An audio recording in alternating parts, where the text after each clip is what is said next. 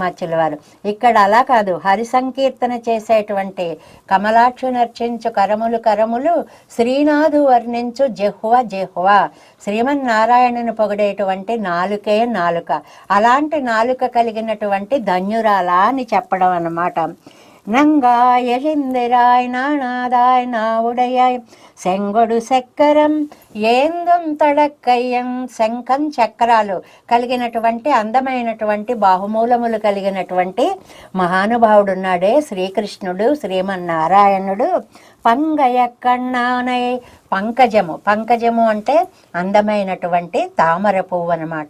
పురుషుల నేత్రాలు పోల్చేటప్పుడు పద్మాలతో పోలుస్తారు, స్త్రీల నేత్రాలు పోల్చేటప్పుడు వాటిని కలువలతో పోలుస్తారు అని ఒక కవి సంప్రదాయం కూడా ఒకటి ఉంది.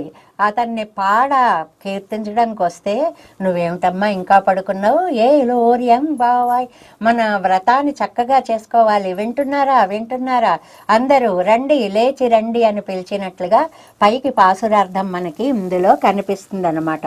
ఇందులో మనకి శ్రీమన్నాథమునయే నమః అని చెప్పి ఆచార్య పరంపరలో నాథమునుల యొక్క వైశిష్ట్యాన్ని ఇవాళ మనం తలుచుకోవాలి అంటారు. మరి ఆళ్వార్ల దగ్గరికి వచ్చేటప్పటికి తిరుప్పాణి ఆళ్వార్ అని అంటారు. ఎందుకండి అని అంటే, ఈయన చక్కగా ఆ భగవంతుని యొక్క గుణానుభవము చేయడంలో ఆయన ఇవాళ ఈ పాట పాడితే చాలు, దీనివల్ల నాకు మోక్షం వస్తుంది అని విశ్వసించినటువంటి మహానుభావులైన ఆళ్వార్లు పాడి అనే మాటకి నంపాడువాన్ అన్నట్లుగా ఆయన్ని ఒకసారి మనం గుర్తుకు తెచ్చుకోవాలి అని చెప్పి తిరుప్పాణి ఆళ్వార్ల గురించి చెప్తారు. ఇంకా తిరువజుందూర్ అనేటువంటి దివ్యక్షేత్రం గురించి చెప్తారు. తిరువజుందూర్ అంటే అక్కడ ఇప్పుడు ఇవాళ పాసురంలో పద్మాలు వికసించాయి, తర్వాత కలువలు ముకుళించాయని అర్థం చెప్పినట్లుగానే ఆళ్వార్ల పాసురాలలో ఆ ఊరి నిండా పద్మాలు ఎలా ఉన్నాయి, అలాగే కలువలు ఎలా పరిమళాలుగా విరజిమ్ముతూ ఉన్నాయి అనేటువంటి విశేషాలు చాలా పాసురంలో చాలా పదాలు తిరువజుందూర్ అనే దివ్యక్షేత్రాన్ని వర్ణించడంలో ఆళ్వార్లు ప్రయోగించిన పదాలతోటి సరిపోతాయి. కాబట్టి ఆ దివ్యక్షేత్రాన్ని మనం తీసుకోవాలి అంటారు. ఇందులో చాలా అద్భుతమైనటువంటి సిద్ధాంతాన్ని చెప్తారు. ఏమిటంటే, మనకి ప్రమాణాలని కొన్ని ఉన్నాయన్నమాట. ప్రమాణాలు అంటే మనకి ఒకటి ప్రత్యక్ష ప్రమాణం, కళ్ళతో చూసిన దాన్ని మనం నమ్ముతాం. రెండవది అనుమాన ప్రమాణం, మూడవది శబ్ద ప్రమాణం అనేటువంటిది. ఆవిడంది ఉంగళ్ పుഴక్కడై, మా తోటలో అంటున్నారు, మా తోటలోకి మీరు ఏమన్నా వచ్చారా, అవి వికసించాయో లేదో చూసారా అందుట.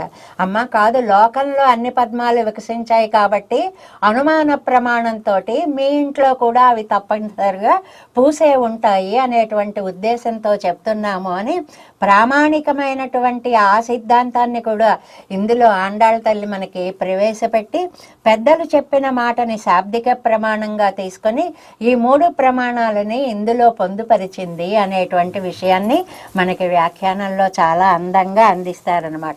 అంతేకాదు తంగళ్ తిరుక్కోయిల్ వెన్పల్ తవర్ అంటారు. ఈ పదం అండి ఈ పాసురంలో ప్రాణాధారమైనటువంటి పదం.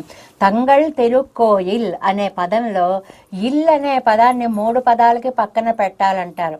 తంగళ్ ఇల్, తిరుయిల్, కోయిల్. తంగళ్ ఇల్ అంటే తిరుమంత్రార్థం అవుతుంది. జీవుడు తరించడానికి, జీవవాచకంగా మనని అర్థం చేసుకుంటే మనం తరించడానికి ఓం నమో నారాయణాయ అనే అష్టాక్షరి మహామంత్రం మనకి సహకరిస్తుంది, మనని ఉజ్జీవింపచేస్తుంది అని.